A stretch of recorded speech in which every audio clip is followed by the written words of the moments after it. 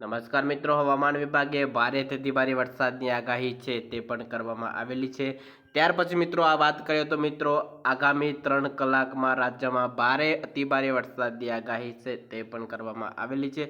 વાત કરીએ તો મિત્રો આ વિસ્તારોની અંદર ભારે અતિભારે અને છૂટા સ્તરે ભારે વરસાદ પડે તેવી પણ શક્યતાઓ છે તે પણ વ્યક્ત કરવામાં આવેલી છે। બનાસકાંઠાના કેટલાક વિસ્તારો છે, મહેસાણા છે, પાટણ છે, કચ્છ છે અને મિત્રો સાબરકાંઠામાં પણ મિત્રો ઓરેન્જ એલર્ટ છે તે પણ જાહેર કરી દેવામાં આવે છે। ત્યાર પછી મિત્રો જો વાત કરીએ તો આ વિસ્તારોની અંદર પણ મિત્રો યલો એલર્ટ છે તે પણ જાહેર કરી દેવામાં આવે છે। તે કયા કયા વિસ્તારોની અંદર પણ મિત્રો યલો એલર્ટ છે તે પણ આપી દેવામાં આવ્યું છે।